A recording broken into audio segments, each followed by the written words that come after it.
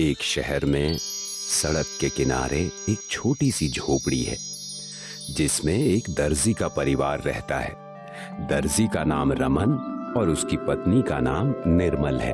उनकी एक 18 साल की बेटी भी है जिसका नाम मोनिका है। मोनिका अभी अपनी पढ़ाई करती है, लेकिन दर्जी को उसके विवाह की चिंता है और वो उसका विवाह नहीं कर पा रहा है क्योंकि दर्जी के पास इतने पैसे नहीं हैं और बगैर दहेज के कोई भी विवाह करने के लिए तैयार नहीं है। इस बात से दर्जी और उसकी पत्नी बहुत ज्यादा परेशान रहते हैं। एक दिन सुबह सुबह। आप यहाँ बैठे हैं? मैं और कहाँ बैठूं? अब तो मुझे खुद समझ नहीं आता कि जिंदगी ने मुझे कितना परेशान कर दिया है और मैं एक बेबस पिता बन चुका हूँ जो मैं रोटी भी नहीं कमा पा रहा हूँ और साथ ही साथ मुझे तो बेटी का विवाह भी करना है, लेकिन मैं वो भी नहीं कर पा रहा हूँ। आप बेवजह ही इतनी चिंता कर रहे हैं। मेरे लिए ये बहुत बड़ी चिंता है क्योंकि जवान बेटी घर पर बैठी है। आपको अभी से ज्यादा चिंता करने की जरूरत नहीं है। ये तुम्हारे लिए आसान हो सकता है, लेकिन मेरे लिए नहीं है क्योंकि मैं सुबह से इंतजार कर रहा हूँ। मेरे पास कोई एक आदमी भी नहीं आया ताकि मैं कुछ काम कर सकूं और कुछ पैसे कमा सकूं। लक्ष्मी माता पर विश्वास रखिए, सब ठीक हो जाएगा। अब तो दिवाली का त्योहार भी पास ही है, अब क्या ठीक हो जाएगा? दिवाली आने वाली है। दिवाली के लिए भी लोग कपड़े नहीं सिलवा रहे हैं। चिंता तो मुझे भी है कि इस बार हमारे घर दिवाली कैसे मनेगी, लेकिन हम इसके अलावा कर भी क्या सकते हैं? सिर्फ भगवान से उम्मीद लगा सकते हैं, माँ लक्ष्मी से प्रार्थना कर सकते हैं कि जैसे सबके घर आती हो वैसे ही हमारी इस झोपड़ी में भी आ जाओ। अब तो घर में राशन भी कुछ दिन का ही बचा है, शायद दिवाली तक ये भी खत्म हो जाए। मोनिका की पढ़ाई का भी ऐसा ही है क्योंकि उसकी कॉलेज की भी फीस हमारे पास नहीं है, तो अब उसे भी पढ़ने के लिए मना करना पड़ेगा क्योंकि पहले रोटी लाएं या पढ़ने के लिए पैसे लाएं। अगर मुझे काम मिलता तो मुझे कोई भी चिंता नहीं होती, लेकिन सबसे बड़ी चिंता का कारण यही है कि काम नहीं है तो पैसे भी नहीं हैं। अब चिंता छोड़िए और भगवान के भरोसे सब कुछ छोड़ दीजिए।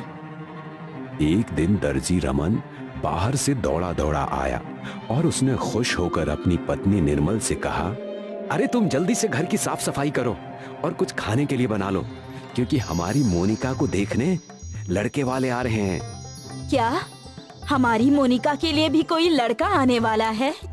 अरे हाँ भाई, मैं इस बात का झूठ क्यों बोलूंगा। मुझे बहुत खुशी हो रही है कि लड़के वाले आने वाले हैं और वो हमारे लिए मोनिका से शादी करने के लिए तैयार हैं। देखिए, मैंने कहा था ना कि लक्ष्मी माता पर भरोसा रखना चाहिए। हाँ ठीक है, तुमने कहा था। अब जल्दी से काम कर लो वरना बहुत देर हो जाएगी।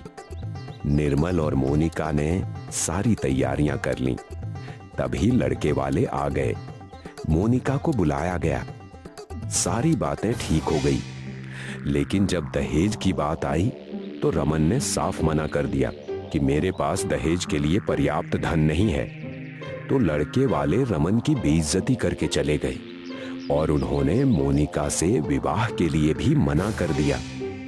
लड़के वालों के जाने के बाद रमन और उसकी पत्नी निर्मल को बहुत दुख पहुंचा, लेकिन कर भी क्या सकते थे। कोई बात नहीं, माँ लक्ष्मी पर विश्वास रखिए, सब बहुत अच्छा होगा।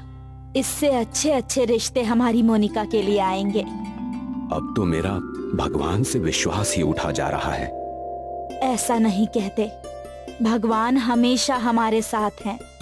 पेट की भूख नहीं मिटा पा रहे हैं। मुझे लगता है कि हमें किसी मंदिर से हो आना चाहिए ताकि हमारा मन भी ठीक हो जाएगा। चलो ठीक है, तुम कहती हो तो हम दोनों चलते हैं।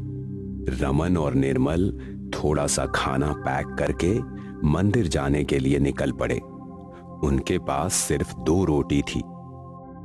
मंदिर के बाहर उन्हें एक छोटी बच्ची मिली जो देखने से बहुत गरीब लग रही थी। उस बच्चे ने रोते हुए रमन और निर्मल से कहा, मुझे भूख लगी है, मुझे रोटी दे दीजिए। बेटी, हमारे पास तो 2 ही रोटी है, सच में मुझे बहुत तेज भूख लग रही है। ठीक है, तुम इसको खाना दे दो, हम तो कुछ और खा लेंगे। हाँ। रमन और निर्मल छोटी बच्ची को खाना दे देते हैं। बदले में छोटी बच्ची ने उनको एक सुई धागा दिया और उनसे कहा, ये कोई मामूली धागा नहीं है, ये एक जादुई धागा है। तुम इसे अपने घर लेकर जाओ और फिर देखना कि सब कुछ ठीक हो जाएगा। ठीक है। कोई नहीं, ये हमारे काम की ही चीज है। निर्मल और रमन ने मंदिर में पूजा की और वापस अपने घर चले गए। रमन ने उस सुई धागे को अपने मशीन के ऊपर ले जाकर रख दिया। उसके बाद जब अगली सुबह उसने दुकान खोली तो देखा बाहर बहुत सारे लोगों की लाइन लगी हुई है जो अपनी अपनी बारी का इंतजार कर रहे थे। जब रमन ने इतनी ज्यादा भीड़ देखी तो वो हैरान हो गया। रमन घर आया और अपनी पत्नी निर्मल से कहा, अरे बाहर जाकर देखो, कितने सारे लोग हमसे सिलाई कराने के लिए खड़े हैं। रमन और उसकी पत्नी निर्मल गए और उन्होंने देखा कि बहुत बड़ी लाइन लगी हुई है। सारे लोग इंतजार कर रहे थे कि कब उनकी बारी आए। ये तो माता रानी की कृपा हुई है। लक्ष्मी माता ने दिवाली से पहले ही हमारे घर इतना काम भेज दिया है और माता खुद चल कर आई हैं। हाँ, मुझे भी यही लगता है और शायद वो सच में ही जादुई सुई धागा है। रमन ने काम करना शुरू किया और वो कुछ दिन तक लगातार काम करते रहा। दिवाली का दिन भी आ ही गया। अब रमन के पास बहुत सारे पैसे हो चुके थे। रमन ने अपनी दुकान बड़ी की और उसमें कुछ लोगों को रोजगार भी दे दिया जो रमन के साथ मिलकर कपड़े सिलने लगे।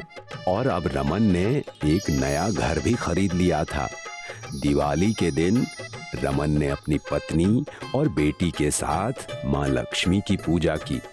तभी दरवाजे पर एक परिवार आया और उन्होंने रमन की बेटी मोनिका का रिश्ता मांगा।